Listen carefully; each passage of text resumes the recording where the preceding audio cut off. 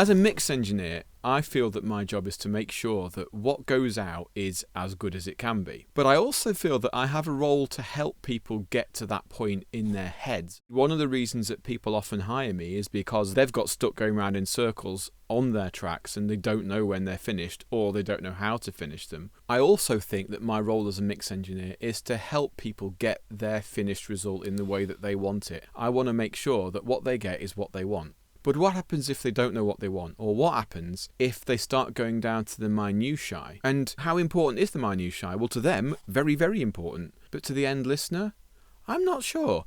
And I think there has to be at some point a line drawn when we say this is finished. And my question is, how involved should I as a mix engineer get in that decision? So in most cases, I present a mix back to people and I'm expecting some kind of notes from them, because there might be things that I'm slightly unsure about the direction I've chosen. It might be that the level of a certain element might be too loud or too quiet, and I'm absolutely happy with making whatever revisions the client wants.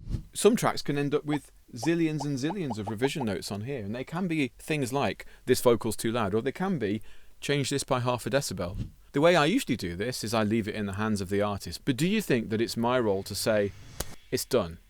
Or do you think it's my role to just go, here's a version, I think it's awesome, but you tell me if you think I'm wrong? I mean, that's going to lead the client down a road where they're like, oh, but I don't like it, and he tells me he thinks it's awesome. They might be thinking, well, how finished is this? Does he think this is absolutely done? Or is this 50% done and waiting for comments to get it over the line?